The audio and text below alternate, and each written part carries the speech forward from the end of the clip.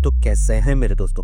गाजिया कोटा के पिछले सारे एपिसोड्स की लिंक आपको डिस्क्रिप्शन में मिल जाएगी, आप वहां से देख सकते हैं। तो चलिए शुरू करते हैं। अब यहाँ पर डेलमिन को अपने पास्ट की याद आ रही होती है, जहाँ पर वह अपनी पत्नी के साथ गार्डनिंग कर रहा होता है और वह एमो को अपनी पत्नी समझ रहा होता है, जिस वजह से वह उसे बचाने के लिए कुछ भी करने के लिए तैयार होता है। एमो कहती है, तो तुम लोग देख सकते हो कि अब एमो ने बहुत सारे फैंस बना लिए हैं, तो क्या तुम लोग अब मुझ पर हमला करना चाहते हो?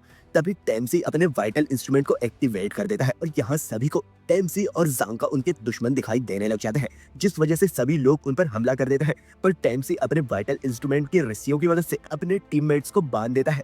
तब यहाँ पर एमो उन्हें फिर से कुछ करने के लिए कहती है, जिस वजह से सभी लोग खुद को रस्सियों से छुड़वाने की कोशिश करने लग जाते हैं, पर वह रस्सियाँ और ज्यादा टाइट होना स्टार्ट हो जाती है। यह कहता है, मुझे माफ करना कि मुझे ऐसा करना पड़ा, तो इसलिए अब ज्यादा मूव मत करो, क्योंकि जितना तुम लोग हिलोगे उतनी जोर से यह रस्सियाँ तुम्हें जकड़ती जाएगी। मुझे लगा था कि तुम लोग दर्द की वजह से होश में आ जाओगे, पर ये लगता है ऐसा कुछ भी नहीं होने वाला। एमो कहती है, तुम तो सच में बहुत ज्यादा खराब हो, क्योंकि तुम एक्सपेरिमेंट्स करने के लिए अपने दोस्तों को हर्ट कर रहे हो और यह एक्सपेरिमेंट फेल होने वाला है, क्योंकि एमो की हेल्प करने के लिए यह लोग कुछ भी कर सकते हैं और इन्हें इस बात से भी फर्क नहीं पड़ेगा कि इन्हें कितना दर्द हो रहा है। टेम्सी कहता है, तुम्हें पता है मेरा वाइटल इंस्ट्रूमेंट एक डी स्टाफ है जो कि थ्रेड को बांधने के काम आता है।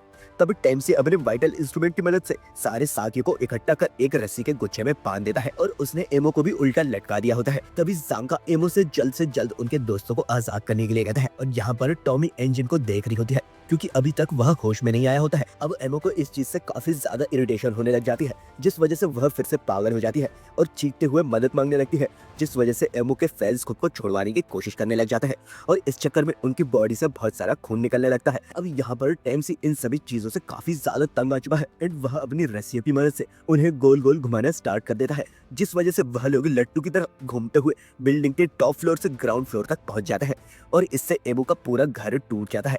अब ज़ांगा देखता है कि उनके साथियों का बुरा हाल हो चुका है और उनके अंदर से खून निकलना स्टार्ट हो गया है, जिस वजह से वह टेम्सी को खरी खोटी सुनाने लग जाता है। एमो कहती है, देखो देखो, जब कोई एमो से बात नहीं करता तब उसके साथ ऐसा ही होता है, और देखो चाहे तुम अपने ट्रू नेचर को कितना ज्यादा छुपाने की कोशिश कर रहे थे, बट आखिर में वह बाहर आ ही चुका है और अब तुम्हारे सारे दोस्त अब मरने वाले हैं। तुम तो सच में बहुत ज्यादा जालिम हो। टेम्सी कहता है, ज़ांगा जरा रुको, कहीं तुम भूल तो नहीं गए? लगता है तुम भूल गए हो। याद है ना, रेमलिन ने हमारे ऊपर एक स्पेशल स्पेल कास्ट किया था, जिससे कि हम एक बार अपने ऊपर हुए खतरनाक हमले को डॉज कर सकते हैं। तब यहाँ रोडो का जख्म भर जाता है और इंजन भी होश में आकर एमो के एक शू को छीन लेता है। अब सीन शिफ्ट होता है एंड यहाँ पर एमयू रोडो की इंफॉर्मेशन पढ़ रही होती है और कॉर्वस उससे मिलने आ जाता है। कॉर्वस कहता है, मैं उम्मीद करता हूँ कि वह लोग बॉर्डर के पार की इंफॉर्मेशन ले आएंगे। यह कहती है, मुझे पूरा यकीन है कि जिन लोगों को हमने भेजा है वह अपना काम जरूर पूरा करेंगे। यह कहता है, बट तुम फिर भी खुश नजर नहीं आ रही हो, क्या यह उस चीज की वजह से है जो तुमने रूडो के अंदर देखा था? चलो अब बताओ, आखिरकार तुमने रूडो के अंदर क्या देखा था? अब सीन शिफ्ट होता है और यहाँ पर एमो कहती है, मेरा शू मुझे वापस दे दो और मेरे शू को टच मत करो, नहीं तो उस पर्सन की स्मेल चली जाएगी। ग्रेस पूछता है, आखिरकार इंजन को कब से होश आ गया था? और यह तो काफी कमाल की बात है कि रेमलिन की स्पेल ने इसके इंटरनल हेमरेज को भी ठीक कर दिया। टॉमी बताती है, मैं जब इसे चेक कर आई थी यह तभी ठीक था और यह सिर्फ नाटक कर रहा था ताकि मौके का फायदा उठाकर यह उस पर हमला कर सके। तब इंजन एमो को सबको होश में लाने के लिए कहता है और एमो उसे बताती है कि वो एक शू से पावर को यूज नहीं कर सकती, जिस वजह से सभी लोग होश में ऑलरेडी आ चुके हैं। तब डेलमेन टेम्सी और ज़ांगा से पूछने लगता है कि आखिरकार उसे क्या हुआ था। यह बताता है, यह तो बहुत अच्छी बात है कि तुम होश में आ गए हो, अभी अभी एमो की पावर से तुम लोग इफेक्ट हो गए थे, जिस वजह से तुम्हें उस पर्सन के साथ बिताए अपने खुशी के पल याद आ रहे थे जिन्हें तुम प्यार करते हो, और तुम्हें ऐसा लग रहा था जैसे कि वही पर्सन यह है। डेलमन कहता है, अच्छा तो ऐसी बात है, वह सच में जिंदा नहीं हुई थी। डेलमन को गुस्सा आने लगता है, एमो की पावर उन लोगों के लिए बहुत ज्यादा घटिया है जिन लोगों को ऐसा पर्सन याद आया जिनको उन्होंने खो दिया, और जितनी ज्यादा उस पल की यादें आपके लिए हसीन होंगी उतना ज्यादा आपको रियलिटी में आने में तकलीफ होगी। अब थोड़ी देर बाद सब लोग मास्क पहन लेते हैं और एमो को उसके शूज भी वापस दे देते हैं। यह कहता है, एनजी आखिरकार अब हमें क्या करना चाहिए? और चाहे हमें इसके पास से इंफॉर्मेशन मिल भी जाएगी, पर इसे ऐसे यहाँ पर अकेला छोड़ना काफी ज्यादा खतरनाक हो सकता है। तभी एंजन कहता है, पर इंस्ट्रूमेंट के बिना यह लड़की पावरलेस है और मुझे यह बात बहुत अजीब लग रहा है कि हम इससे वह इंस्ट्रूमेंट छीन ले जो कि इसके लिए बहुत ज्यादा कीमती है, तो इसीलिए हमें इससे कन्विंस करना होगा ताकि यह किसी और को हर्ट ना करे। तभी हम देखते हैं एमो अभी भी सुधरी नहीं होती है और अपने घर को तोड़ने के लिए उन सबको उल्टी सीधी गालियां देने लग जाती है, जिस वजह से जांगो को बहुत ज्यादा गुस्सा आने लग जाता है और रूडो अपना मास्क उतारकर एमो की तरफ बढ़ने लगता है और एमो के फेस पर एक जोरदार मुक्का मारता है, जिस वजह से एमो को कुछ समझ नहीं आता और सभी लोग भी यह देखकर हैरान हो जाते हैं। रूडो एमो को मारना स्टार्ट कर देता है। अब सीन शिफ्ट होता है और यहाँ पर एमयू बताती है, मैंने बहुत सारे लोगों के अंदर झांका है, पर जो चीज मैंने रूडो के अंदर देखी है वो मैंने आज से पहले कभी नहीं देखी। और उसके ग्लव्स नहीं बल्कि वह भी बहुत ज्यादा अलग है, क्योंकि उसके अंदर कुछ ग्रो कर रहा है।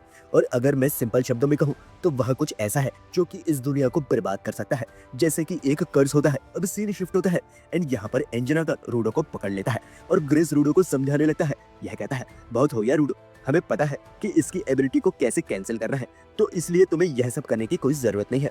और वैसे भी वह एक लड़की है। रूडो कहता है, अगर यह एक लड़की है तो इससे मुझे क्या करना और मुझे फर्क नहीं पड़ता, और क्या मैं इसे बस उन लोगों को मारता हुआ देखूं जिनकी मैं केयर करता हूँ? मैं ऐसा नहीं कर सकता। यह कहता है, मेरा मतलब यह है कि तुम ऐसे पर्सन को क्यों मार रहे हो जो कि अभी पावरलेस है। रूडो कहता है, क्या तुम पागल हो गए हो? वह एक गिवर है जिसने हमें धोखा देकर मार ही डाला था, और चाहे वो बाहर जैसी मर्जी बिकती हो, पर वह अंदर से हमें देखकर हम पर हंस रही है क्योंकि उसे लगता है कि उसने हमें ट्रिक कर दिया। एनजी कहता है, तो तुम ऐसा सोचते हो, पर अब मुझे यह बताओ कि आखिरकार अब हम इससे इंफॉर्मेशन कैसे निकलवाने वाले हैं।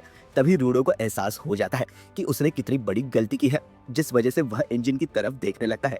तभी इंजन रूडो को बाहर ले जाता है और टॉमी को एमो की मरहम पट्टी करने के लिए कहता है।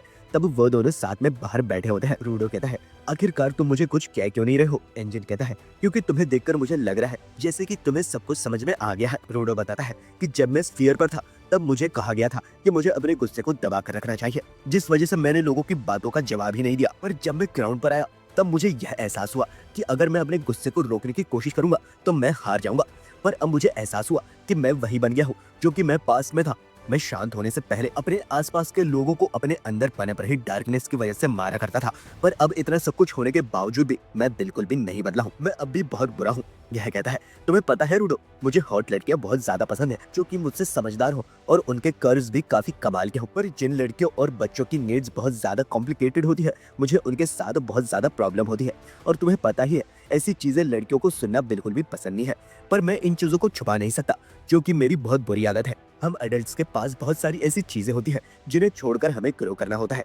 तो इसलिए अगर तुम्हें सच में ग्रो करना है तो तुम्हें बस अपनी गलतियों का एहसास होना चाहिए। मुझे बहुत साल पहले अपनी गलती का एहसास हो गया था, और एक दिन तुम्हारी जिंदगी में भी ऐसा पल आएगा जब तुम्हें अपनी गलती का एहसास होगा। तो चलो फिर अब हम मिलकर उससे माफी मांगेंगे। अब यहाँ पर टॉमी एमो से माफी मांग रही होती है और वह उसे बताती है कि उसे भी रोमांस के बारे में बातें करना बहुत ज्यादा पसंद है, जिस वजह से वह लोग मिलकर बहुत सारी बातें कर सकते हैं। एमो कहती है, तुम सच में बहुत अच्छी मॉम बनोगी, क्योंकि एमो की मॉम भी बहुत अच्छी थी और उन्हीं की वजह से एमो अपने पहले प्यार से मिली थी, जिसने एमो को यह शूज दिए थे। और मैंने उस एंजल को भी देखा था जो कि सफायर और ग्राउंड के बीच में ट्रेवल करता था। एंड यह सुनकर सभी लोग हैरान हो जाते हैं और उन्हें समझ नहीं आ रहा होता है कि आखिरकार एमो ने अभी अभी क्या कहा। एंड गाइस, इसी के साथ यह एपिसोड यहाँ पर खत्म हो जाता है।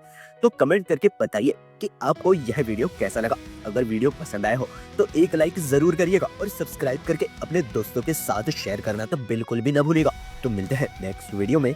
That's my time guys, bye.